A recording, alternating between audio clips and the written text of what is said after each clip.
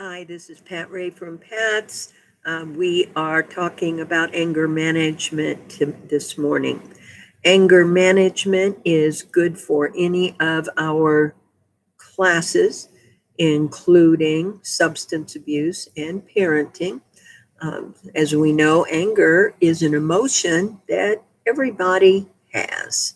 Okay, first thing, get your paper, put your first and last name printed so I can read it at the top, today's date, and also the type of class, which is anger management, and the topic today, which is poorly handled anger leads to new problems. Okay, when you get done today, you will have completed this progress note and you will list three things that you thought about, learned about, wanted to talk about. And because this is a one-way communication, I need you to communicate back, and you do that through your note. So I want more than three sentences. I want some meat and potatoes in that. Okay? So today, if you are attending this class and you want to get credit, you will have to take a picture of your note and email it, pat@changeisachoice.org, or text it to 177669132. If you are paying for classes yourself, you can pay over the phone, 217-954-1128 with a debit or credit card. You can come to the office between 9 a.m. and 1 p.m. or 5 to 6 p.m. Monday through Friday and drop off the exact cash. If you want to, you can mail a check or money order to 300 South Broadway, Suite 110A as in Apple, in Urbana, Illinois, 61801. Okay, so today we're talking about poorly handled anger and how it can cause many problems in life. So some people pretend they're not angry. Other people feel as if their anger is out of control and they don't believe they can handle it. Now, you may think about anger in the way of throwing a fit, cussing people out, that kind of thing. But anger is not always like that. And in fact, some people turn it inward. And when anger is bottled up and turned inward, it affects our thoughts and feelings. And you may begin to feel unhappy and lose interest in things you used to enjoy, such as hobbies, work, friends, or even sex. So, call that depression. Anger turned inward, bottled up anger. Right. So, when that happens, when you begin to feel unhappy, think about it. What has really been going on?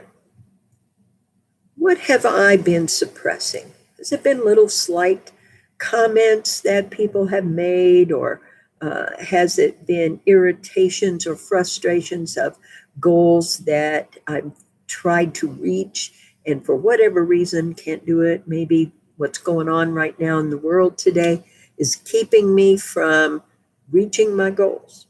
So can't get out there, the agency isn't open, whatever it might be that is involved. So frustration.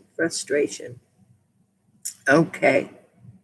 So another thing that anger, we notice people who, when we're feeling angry, or maybe whether it's bottled up and stuffed down, or whether we're letting it fly, we will see, for some of us, problems at work happen. Yes, if you blow up on the job, coworkers, supervisors, and clients or customers, they begin to develop a negative impression of you, and your job may be on the line. Your career may suffer as a result of it.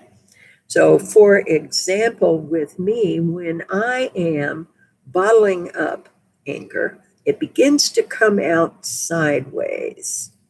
And then I become short with people, whether that is staff or whether that is a client. So it's a pretty good indicator for me. It's a red flag. Something going on with me. I need to focus on me and figure out what's going on. What is it I'm not happy about? What is it that I'm feeling out of control about? What is it that is not feeling right with me? I need to dig that out and then identify what changes I can make, not what I expect others to make. What changes can I make? I can control me. I cannot control other people, even people that work for me. Okay. Another thing that happens when people are holding on to anger or experiencing anger or they're unhappy, and anger is a result of their unhappiness, people reach out to do something about it. They want to take something from the outside of them and put it on the inside of them to make them feel better. And some of us may choose alcohol or other drugs to try to dull the anger and other strong feelings that we're having. We want to may forget for a little bit about the negative consequences of things. And if we had a bad outburst, we may want to use something to forget what we did or said. So, what some of us have learned is using alcohol or other drugs won't solve any problems. It does not solve the problem. And it usually results in more anger and problems. For example, many years ago, I had a boss that I really liked. But there were times when the expectations were pretty high, and I felt my boss didn't quite understand. And so I'd have a stressful day, have an anxious day, have a, negative thought day. And the first thing I would do when I got off would be, okay, go drink and get drunk. And then guess what happened? I let it all out on whoever was around. Not a good thing. So, ignoring my anger, ignoring our anger, or giving up control over it, allowing ourselves to be out of control with our anger, can lead to problems. One problem is physical health problems, headaches, sleep problems, digestive problems, high blood pressure and heart problems. Physical problems, I may get that stress headache. Maybe I wake up, can't go to sleep or can't stay asleep or wake up early. Things are on my mind. Maybe I'm just not feeling good. I'm having indigestion. And of course, blood pressure and heart problems. My father had a massive heart attack, was very angry, allowed himself to be angry. His expression of his anger was such that it was destructive for his health. He had to learn a new way in order to live. Another thing that ignoring anger or giving up control over it can lead to poor decision making. Anger makes it so hard to think clearly. We may have trouble concentrating, and our judgment, boom, is out the window because we've allowed the anger to override our intellect. So we are not thinking clearly. We are unable to engage the intellectual reasoning part of our brain.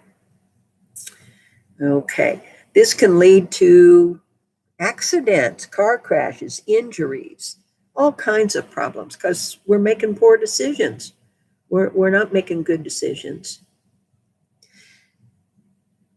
Another big one that some of you may have noticed is problems with relationships. If you can't control your anger, You may end up insulting people.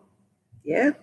Insulting them, criticizing or threatening those close to you.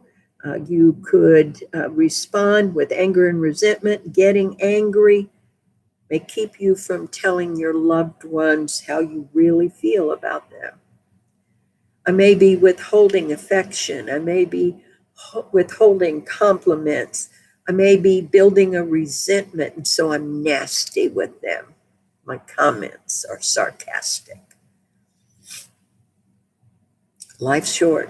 I got to get that stuff out, sort it out, and see where the root of it is. When I do that and I stop putting my emotions, my anger onto somebody else, and I take responsibility, I'm angry. What am I angry about? And what can I do about it? Okay.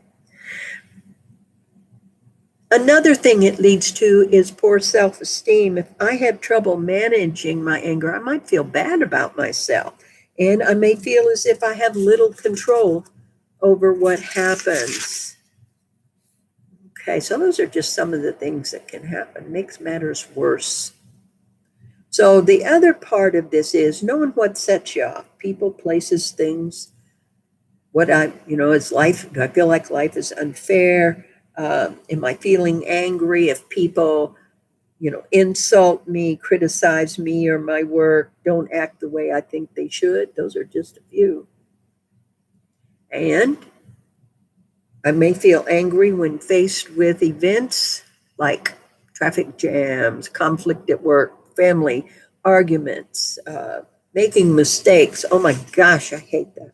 So those are just a few, and there are many more. You have to check it out. What makes you angry? Once you're aware of these things, then you're able to do something about it.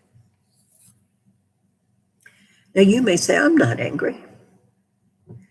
Beware of hidden anger, tense muscles, tight fists, clenched jaw, sweaty palms, racing heartbeat, fast breathing, trembling or shaky feelings, feeling flushed or warm, upset stomach, or loud or mean voice. Catch yourself. How are you talking to people? How are you talking to yourself?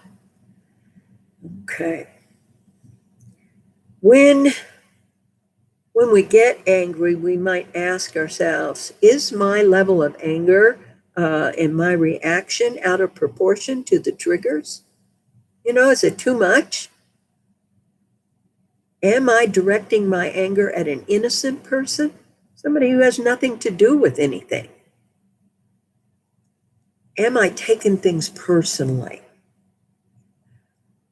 I had a big revelation about 30 plus years ago when somebody told me, Pat, the world does not revolve around you.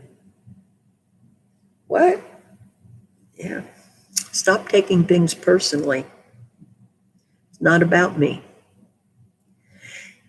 Is this how I usually respond in similar situations? I have to ask myself, this may be a behavior that I have learned growing up. Have I had it my whole life? Well, maybe, but I can still change it. I have to be aware of it. Am I trying to take charge with my anger? Am I doing the best way I can? The best thing I can? And can I do better? Okay, so anger is not always a bad thing. Sometimes it helps us reach goals. Sometimes it opens a door to communication. Sometimes it's a warning sign or an indicator to solve problems. Stop doing the same thing over and over again. It also helps us if we need to handle an emergency. It may get in our way or work against us, though, when we start to verbally attack or physically assault other people, when it causes us to be abusive, physically, verbally, or sexually, and it might cause us to destroy people's property, maybe even hurt somebody, murder somebody. Say, oh my God, I never do that. I'm sure a lot of people sitting in the penitentiary today would say they never thought they would do it.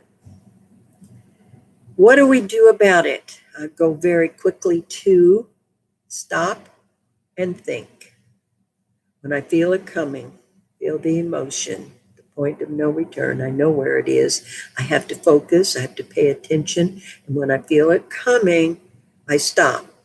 I think ahead to the consequence. Stop and think, do not go to jail, do not lose the one I love, do not lose the job, do not do something I'll regret. Then be quiet, get space, get away, find a way to calm down. Then I can come back and solve the problem once I have calmed down. Pay attention to the warning signs and stop and think. Do not go to jail. Do not lose the job. Do not hurt the one I love. Have a good day. Be healthy.